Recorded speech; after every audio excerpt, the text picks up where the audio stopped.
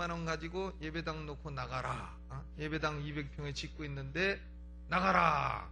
그러면 나중에 거기다 종교부지를 주는 겁니다. 행정수도 안에 종교부지를 주는데 종교부지 땅을 살 때는 평당 100만 원이 넘게 되는 겁니다. 그러니까 20평 가지고 200평에 20만 원, 4천만 원 받아가지고 야, 땅값보다 10배 많이 받았다 해가지고 막 좋아하지만 다시 들어오려 그러면 돈 없어서 못 들어오게 되는 겁니다. 그러니까 4천만 원 받은 것을 갖다가 4억을 내야 들어오게 되는 이런 상황이 돼버리니까 그래서 이게 좋은 건가 나쁜 건가 자기도 모르겠다고 자기들도 모르겠다. 그래서 보면 플래카드 보면 오지 말라 하는 플래카드도 있고 헌법 소원이 뭐냐 와라 하는 플래카드도 있고 각각 이해관계가 막 틀리고 참 그래서 그분들의 마음이 싱숭생숭 해가지고 기도를 많이 하는 걸 보게 됐습니다. 참 우리가 행정수도 문제도 걸려있고 북한 핵의 문제도 걸려있고 우리나라가 참 어려운 상황인데 우리가 이런 때일수록 더 엎드려서 기도하고 그리고 하나님의 도우심을 바라야 되겠습니다. 오늘 말씀은요 스바냐서 2장 스바냐 이제 창세기부터 찾기 시작해야 되겠죠. 호열 오요 미나 하스 학수말 그러니까 하박국 다음에 스바냐 있는 겁니다. 1307페이지 하박국 스바냐 학계 스가랴 말라기 해가지고 끝나는 것이기 때문에 끝에서부터 네 번째 책 1307페이지 2장 1절로부터 3절까지 1절로 3절 1307페이지 함께 봉독하겠습니다. 시작. 수치를 모르는 백성아 모일지어다 모일지어다. 명령이 시행되기 전 광음이 경같이 날아 지나가기 전 여호와의 진노가 너희에게 임하기 전 여호와의 분노의 날이 너희에게 이르기 전에 그리할지어다. 여호와의 규례를 지키는 세상의 모든 겸손한 자들아 너희는 여호와를 찾으며 공의와 겸손을 구하라. 너희가 혹시 여호와의 분노의 날에 숨김을 얻으리라. 아멘. 이 스바냐 무슨 뜻이냐? 이 여호와께서 숨기신 자라. 하나님은 이 사회에 재판을 하시고 이 사회의 공의를 시행하시고 하나님이 사회에 재앙을 내리시고 심판을 하셔도 하나님은 일부 사람들은 숨기시고 그들에게는 재앙을 피하게 해주신다. 이런 말씀입니다. 그러니까 스바냐 선지자의 이름이 뭐냐면 야 하면 하나님이고 스바 하면 무슨 말이냐면 숨겨놓으신 자라. 여호와께서 숨겨놓으신 자라 하는 이름을 가진 의미를 가진 이름의 선지자입니다. 이 스바냐 선지자는 스바냐서 1장에 보면 스바냐의 족보가 나와 있습니다. 아몬의 아들 유다왕 요시야의 시대에 스바냐에게 임한 여호와의 말씀이라. 스바냐는 히스기야의 현손이요 아마랴의 증손이요 그다랴의 손자요 부시의 아들이었더라. 그런 유명한 히스기야 왕의 현손입니다. 히스기야 왕의 아들은 누구냐? 아들은 아마랴고 손자는 누구냐? 그다랴고 증손자는 구시요 그리고 현손자가 스바냐라. 증손자 다음의 손자가 현손이라 이렇게 되는 겁니다. 그러니까 히스기야로부터 4대를 내려가는 그런 족보에 속한 사람입니다. 그런데 히스기야 왕은요 계보가 두 가지입니다. 히스기야의 아들 가운데 왕이 안 된 사람이 있고 왕이 된 사람이 있어요. 왕이 된 사람은 누구냐? 못된 놈들이 왕이 됐습니다. 히스기야의 아들 므낫세는 아주 악한 왕이었습니다.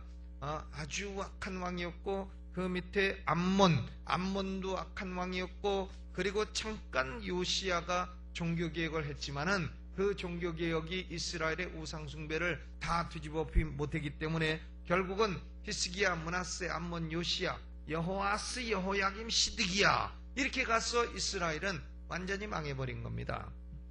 주전 630년경부터 이제 이런 예언자들이 나와서 예언을 했고 결국은 바벨론 왕 누부갓네살에 의해서 주전 586년에 유다는 완전히 망해버렸습니다. 그러니까 망하기 한 50년 전부터 하나님이 계속해서 말씀하신 것입니다. 아모스 3장 7절에 보면 하나님은 선지자에게 보이지 아니하시고는 행하심이 없으시다 말씀하셨습니다. 그러니까 선지자에게 보이시고 너희가 회개해라 회개하라 회개하지 않으면 심판이 임할 것이다, 여호와의 날이 임할 것이다, 계속해서 한 50년 말씀하시고 결국은 그 말씀을 시행하시고 바벨론 왕 느부갓네살에 의해서 유다를 파괴시킨 것입니다.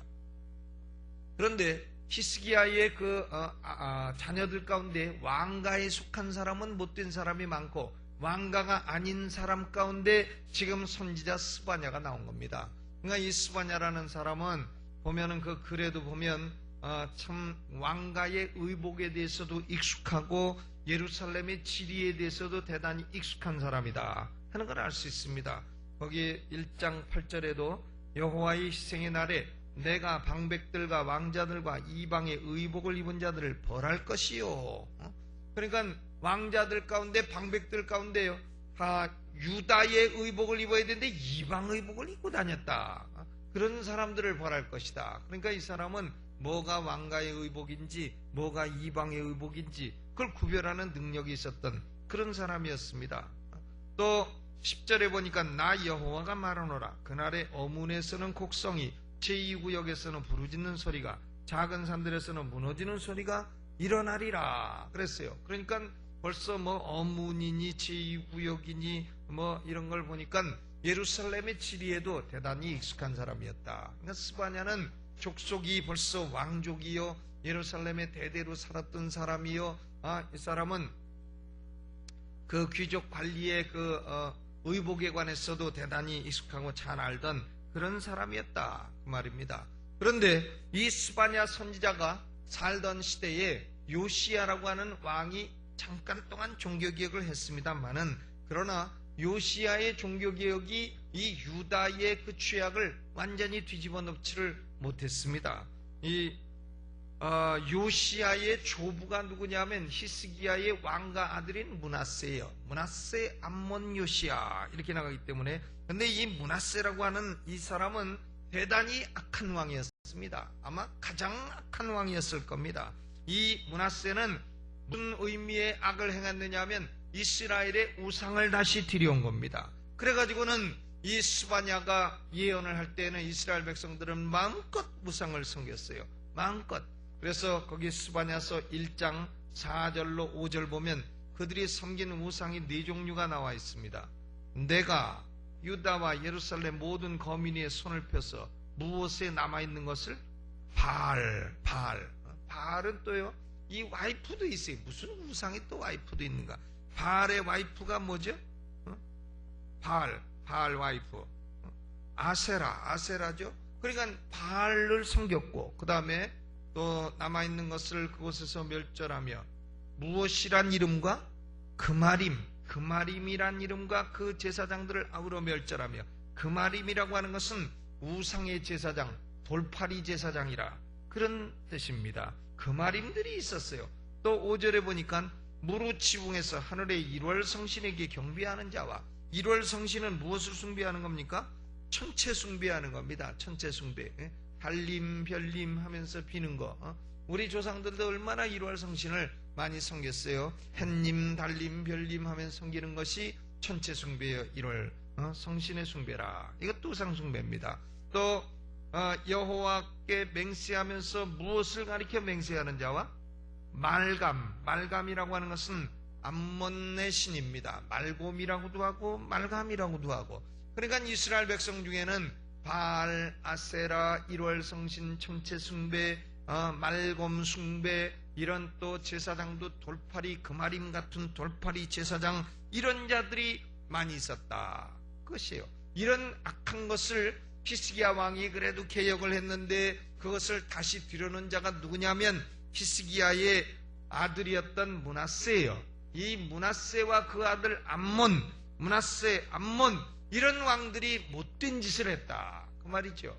그러니까 역사를 보면 선한 통치자가 나오면 그 뒤를 이어서 악한 통치자가 나오고 악한 통치자가 나오면 또 얼마 나오다가 또 개혁하는 사람이 나오고 개혁하는 사람이 힘이 강해가지고 개혁을 이루면 개혁이 되지만 힘이 약하면 또다시 악으로 되돌아가고 이런 것이 이스라엘의 역사입니다. 그런데 하나님께서 이런 백성들, 이렇게 우상숭배에 빠져있는 백성들을 그냥 놔두시느냐? 그냥 놔두시지 않으신다 그 말이에요. 이런 백성들에게 무슨 날이 올 것이라고 스바냐 선지자가 예언을 하고 있느냐? 여호와의 날이 임박했다 하는 것을 선포하고 있는 것입니다. 무슨 날이 임박했다고요? 여호와의 날이. 그래서 1장 거기 7절로부터 한번 읽어봅니다. 7절 시작. 주 여호와 앞에서 잠잠할지어다. 이는 여호와의 날이 가까웠으므로 여호와가 희생을 준비하고 그 청할 자를 구별하였음이니라. 여호와의 날이 가까웠다. 여호와의 날이. 그날은 어떤 날이냐? 1장 2절에 보니까 여호와께서 가라사대 내가 지면에서 모든 것을 진멸하리라. 지면의 모든 것을 진멸해버리는 무서운 날입니다. 1장 14절로부터도 한번 보세요. 14절 시작. 여호와의 큰 날이 가깝도다. 심히 빠르도다. 여호와의 날의 소리로다. 용사가 거기서 심히 애곡하는도다. 그날은 분노의 날이요 환난과 고통의 날이요 황무와 폐괴의 날이요 캄캄하고 어두운 날이요 구름과 흑암의 날이요. 그렇습니다. 18절 같이 읽어봅니다. 시작. 그들의 은과 금이 여호와의 분노의 날에 능히 그들을 건지지 못할 것이며 이 온 땅이 여호와의 질투의 불이 삼키리니 이는 여호와가 이 땅 모든 거민을 멸절하되 놀랍게 멸절할 것임이니라. 이 여호와의 날은요, 돈으로도 여호와의 날을 피할 수 없다 이거예요. 은금으로도 피할 수 없다. 여호와의 날은 아무도 건지지 못할 것이라. 왜 여호와의 날이 임하게 됐느냐? 그것은 여호와께서 질투하셨기 때문이라. 여호와 하나님은 질투의 불을 가지고 계신 하나님이시라 그랬습니다. 여호와 하나님은 성경에 보니까 출애굽기 34장 14절에 여호와는 질투라 이름하는 질투의 하나님이라 그랬어요. 여호와가 무슨 하나님이라고요?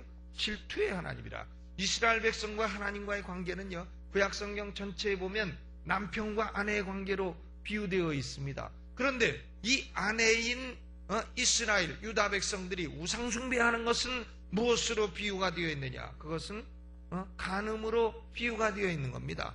그러면요, 여러분이 만약에 남편인데 아내가 나가서 간음을 한다. 그러면 남편이 가만히 있습니까? 아이고 여보 당신 거 참 잘하네. 그냥 그러면서 그 아내를 칭찬하고 그러겠습니까? 아니면은 질투가 타오르겠습니까? 어떻게 하겠습니까? 예? 질투가 안 오르는 사람은요, 그 사람은 그거 좋지 않은 사람입니다. 아내가 바람피면 질투가 나야 되는 거예요. 그래야 아내를 사랑하는 사람인 줄로 믿습니다. 아멘. 그래 안 그래요? 그렇죠. 질투해야죠. 아내가 나가서 참 죄를 짓고 다니는데도 그냥 아무 일 없다. 그러면 그 아내는 사랑하지 않는 사람이에요. 그 사람. 진실로 사랑하는 사람은 질투하게 되는 겁니다. 질투하게 되는 거예요. 그래서 저는 마음속으로 딱 법칙을 정해놓고 있어요. 만약에 그럴 일 없겠지만 내 아내가 그런 사건이 벌어졌다. 그럼 나는 어떡할 건가? 그러면 헛벽다구와 다리 몽둥이 두 군데만 부러뜨려 놓겠다. 난 마음으로 그렇게 생각하고 있어요. 누구를? 그놈을! 그러면 내 아내는 어떻게 하느냐? 그건 뭐 잘 그냥 사람이 뭐 그만한 일 갖고 그러느냐. 그러나 저는 그놈은 그냥 놔두지 않겠어요. 그리고 콧벽다구와 다리 몽둥이를 부러뜨리면 어떻게 되느냐? 감옥에 가겠죠. 그러나 감옥에 가도 그걸 그냥 둡니까? 그건 그렇게 해야죠.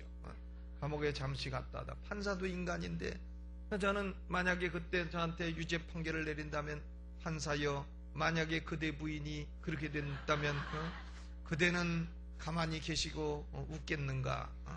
난 한번 그렇게 물어보고 감옥에 가면 가고, 주께서 잠깐 좀 계시고 주님은 잠깐 좀 피해 계시고 나는 일단 즉각 응징을 하고 보겠습니다.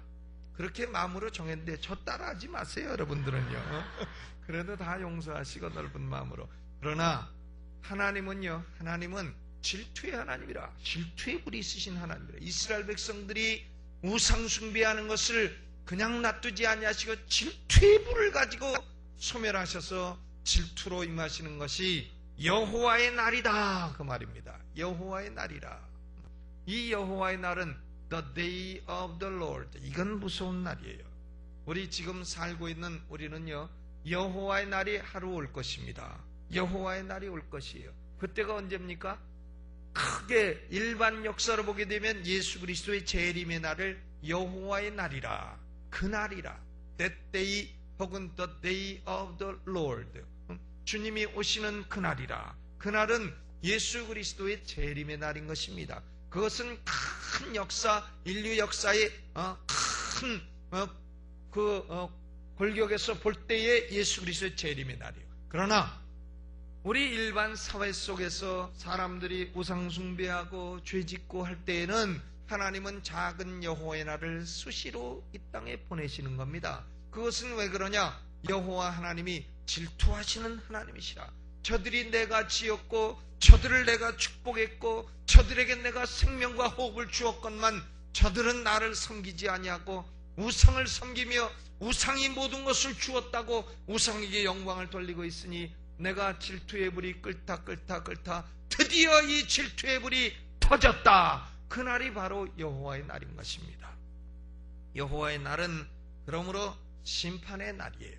여호와의 날은 무서운 심판의 날입니다. 우리 한국 역사 속에도 참 끊임없이 여호와의 날이 임하였습니다. 그런데 앞으로도 한 번 더 여호와의 날이 올까 아니 올까, 참 이런 어려운 시대에 우리가 살고 있는 것입니다. 여호와의 날이 아마도 올 수도 있겠다, 이런 생각이 목사들 마음에 드는 그런 시대에 우리가 살고 있는 것입니다. 그러면 우리는 스바냐서 2장 이 말씀의 수치를 모르는 백성아, 모일지어다 모일지어다, 모여야 되는 겁니다. 이런 위기가 있으면 모여야 되는 거예요. 모여야 되는데 언제 모여야 됩니까? 2절에 가장 많이 나오는 단어를 찾는 분 한번 찾아보세요. 명령이 시행되기 전, 광음이 겨같이 날아 지나가기 전, 여호와의 진노가 너희에게 임하기 전, 여호와의 분노의 날이 너희에게 이르기 전에 그리할지니라. 무슨 단어가 제일 많이 나와요? 전. 예, 이건 뭐 퀴즈대 아니니까 아무 상의 없습니다.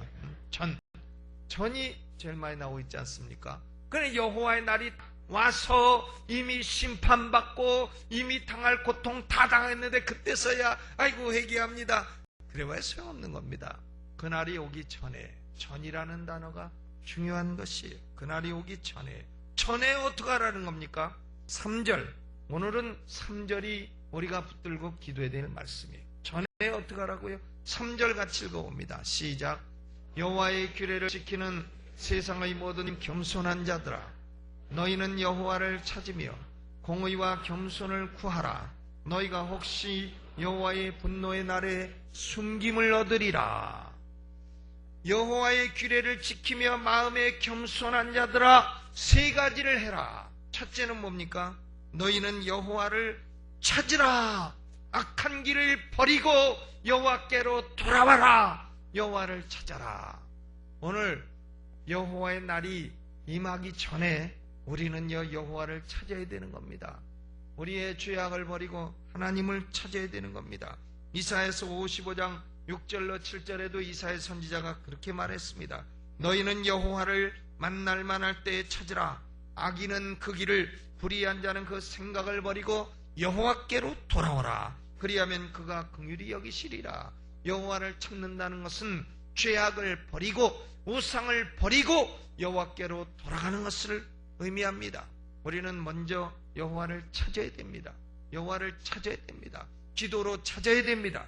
죄악을 버리고 여호와를 찾아라. 두 번째는 뭡니까? 공의를 구하라. 공의를 구하라. 사회가 자꾸 이렇게 어려움이 임하는 것은요, 사회의 공의 개념이 없어지기 때문에 그렇습니다. 우리는 단일 민족이기 때문에요, 공의 개념이 좀 없어요. 우리는 봐주는 개념이 많습니다. 그래서 우리는 한번 봐주면 뇌물 주고 이런 경향이 우리 사회에 압도적으로 많습니다. 그러니까 우리 한국 사람이 많이 사는 데는요, 미국 가면 미국 경찰들도 오염된다 하지 않습니까? 딱 걸리면은 한국은 제가 미국에서 유학 5년을 하고 그리고 돌아와서 운전하는데 고속도로에서 걸렸어요. 근데 경찰이 딱 잡더니요, 자꾸 뭐 잡았으면 뭐 스피딩 얼마 했으니까 당신이 얼마 벌금에 딱지 끊으면 딱지는 안 거고 자꾸 제 옆으로 와가지고 뭐 면허증 좀 보자 그러고 자꾸 그래 보니까 점심시간이 됐어요. 그래서 물어봤죠. 뭐 냉면 한 그릇 잡수시게? 딱 그랬더니 그분이 그러면 사주시게요? 딱 그러대요. 그래서 줬을까 안 줬을까? 예? 안 가르쳐드리겠어요. 그건요. 안 가르쳐드리겠습니다. 앞으로도 알려고 하지 마세요. 그건요. 그런데 그러더라니까요. 근데 지금은 좀 없어졌는지 모르겠습니다만은 하여간 그렇습니다. 우리는요, 우리 사회의 정의 개념이 대단히 부족합니다. 우리 그리스도인들도 이 공의와 정의 개념을 다시 회복하기를 주의 이름으로 축원합니다. 사회가 선을 악이라 하고 악을 선이라는 사회는 그 소망이 없습니다. 우리 기독교인들은 하여간 이 사회의 양심의 보루예요. 교회는 양심의 보루입니다. 교회가 양심이 없어지면 어디 가서 양심을 찾겠어요? 예전에는 학교가 양심의 보루라 했는데 이제는 뭐 학교 양심 보루 아닙니다. 그러므로 이제 남은 것은 교회는 양심의 보루입니다. 우리는 교회에서 양심을 찾고 공의를 행하고 이 사회가 공의로운 사회가 되도록 그렇게 공의로운 사람이 되어야 되겠습니다. 아모스 선지자도 아모스 5장 24절에 공법을 물같이 정의를 하수같이 흘리라 이렇게 말씀했습니다. 우리가 재판을 해도요, 저는 법대 출신인데요, 이 법대 출신들이 판사인가 검사인가 뭘 하다가 그것을 놓고서 변호사 하게 되면 변호사 1년 첫 해에 돈을 가방으로 들고 온다 이런 얘기합니다. 그 왜 그러냐? 전관예우라 이런 게 있어가지고 변호사 검사 하던 사람들 판사 검사 하던 사람 나가면은 1년째 돈 좀 벌어라 이래가지고는 그 사람이 하는 거는 전부 그 사람에게 승소를 준단 말이에요. 그러니 그것이 무슨 공입니까? 그래서 그 사람이 이기게 하고 돈 벌게 하고. 우리가 사법부가 그렇게 돼서 되겠습니까? 입법부든 행정부든 우리는 이 사회가 좀 사회적 약자에게는 정의를 베풀고 사랑을 베풀고 재판에는 공의가 시행되고 우리 그리스도인들도 다 스스로 잘못하면 벌금도 물고 또 스스로 잘못하면 우리가 벌받을 건 받고 그리고 정의와 공평을 스스로 이루어나가는 그런 사회가 되어야 되겠습니다. 하나님께서는 우리에게 공의를 찾으라 두 번째 말씀하십니다. 세 번째로는 뭘 찾으라 그러셨죠? 겸손을 구하라. 겸손을 구하라. 하나님 앞에서 인간의 가장 큰 죄는 교만죄입니다. 교만이에요. 교만한 사람은 패망의 선봉이라 결국은 망하게 돼 있습니다. 지금 막 교만 떨고 다니면 안 망하네 저 사람 그러지만 조금 지나면 망하게 돼 있어요. 그러므로 우리는 우리의 교만을 꺾고 자꾸 겸손하도록 기도해야 됩니다. 아멘. 우리 인격에 교만을 꺾어버려야 돼요. 하나님께서는 교만한 자는 다 꺾으신다. 이사야서 2장 12절 말씀에도 여호와의 날은 인간의 교만을 꺾는 날이라 그랬어요. 그들이 낮아지고 여호와께서 홀로 높임을 받으시리라. 스바냐서 똑같은 3장 11절 말씀에도 뭐라고 말씀하셨냐? 3장 11절 그날에 네가 내게 범죄한 모든 행위를 인하여 수치를 당하지 아니할 것은 그때 내가 너희 중에서 교만하여 자랑하는 자를 어떻게 할 것이라? 취할 것이라. 너로 나의 성산에 다시는 교만하지 않게 할 것임이니라. 우리는 참 이 교만한 것은 언제나 대적하고 싸워야 됩니다. 여호와의 날이 임하기 전에 우리 하나님의 성도들은 오늘 스바냐 선지자를 통해서 세 가지를 메시지를 드려야 됩니다. 첫째는 뭐죠? 여호와를 찾으라. 둘째는 공의를 구하라. 셋째는 겸손을 구하라. 그럼에도 불구하고 이스라엘 백성들은 여호와를 찾지 아니하고 겸손과 공의를 구하지 아니하므로 주전 586년 느부갓네살 왕에 의해서 망해버리고 말았습니다. 망해버려도 하나님께서는 스바냐 하나님이 남겨주신 자들은 그들은 구원한다. 거기 3장 12절 읽어봅니다. 시작. 내가 곤고하고 가난한 백성을 너희 중에 남겨두리니 그들이 여호와의 이름을 의탁하여 보호를 받을지라. 이스라엘의 남은 자는 악을 행치 아니하며 거짓을 말하지 아니하며 입에 괴율한 혀가 없으며 먹으며 누우나 놀라게 할 자가 없으리라. 이스라엘의 남은 자는 곤고하고 가난한 백성이라 할지라도 이들은 여호와의 날이 임하기 전에 하나님을 구하고 찾고 공의와 겸손을 구하고 찾고 이런 백성들은 하나님의 보호를 받을 것이라. 결국은 구약성경 전체는요, 아무리 인간 사회에 하나님의 택하신 나라 유다의 죄악이 만연해도 하나님은 남은 자를 남겨두시리라. 그들은 여호와의 날에 구원을 받을 것이라 그랬습니다. 여러분, 이 사회에 대한민국에 여호와의 날이 임할지 안 임할지 그건 여호와 하나님만 아십니다. 그러나 우리는 생각할 수 있어요. 우리 사회가 점점 부패하고 점점 하나님에서 멀어지고 점점 우리 사회가 참 가치관이 혼돈되고 정의가 없어지고 사람들이 교만하고 그러면 여호와의 날이 올 것이라. 언젠가는 올 것이라. 스바냐가 예언한 지 50년 만에 왔는데 언젠가는 올 것이라. 그러나 여호와의 날이 올지라도 하나님께 남은 자, 하나님께 남은 자는 구원을 받게 될 것이라. 아무리 망해도 그 가운데 여호와의 보호를 받고 구원을 받는 사람들이 있을 것이라. 우리는 이 사회에 여호와의 날이 오기 전에 우리가 회개해서 하나님의 진노를 받지 아니하고 하나님의 이 질투의 불이 쏟아지지 아니하고 이 사회가 더욱더 발전하고 하나님께 영광 돌리는 사회가 되게 해달라고 기도해야 되겠습니다. 그리고 혹시나 하나님이 진노하셔서 예정된 진노를 행하신다 할지라도 하나님, 우리는 참으로 마음이 겸손하고 이스라엘의 남은 자가 되어 악을 행치 말고 거짓을 말하지 않고 입에 괴유를 두지 아니하고 먹으나 누우나 놀라지 않으며 하나님의 보호를 받는 그런 남은 백성이 되게 하여 주옵소서. 그렇게 기도해야 되겠습니다. 하나님은 이 남은 자들에게 뭐라고 말씀하셨어요? 17절, 3장 17절. 너의 하나님 여호와가 너희 가운데 계시니 그는 구원을 베푸실 전능자시라. 그가 너로 인하여 기쁨을 이기지 못하여 하시며 너를 잠잠히 사랑하시며 너로 인하여 즐거이 부르며 기뻐하시리라. 우리는 하나님이 기쁨을 견디지 못하시고 이기지 못하시는 잠잠히 사랑하시는 그런 백성이 모두 다 되시기를 주의 이름으로 축원합니다. 우리 찬양단들 나오시고요. 복음성가 199장 부르면서 장학 헌금을 드리도록 하겠습니다. 199장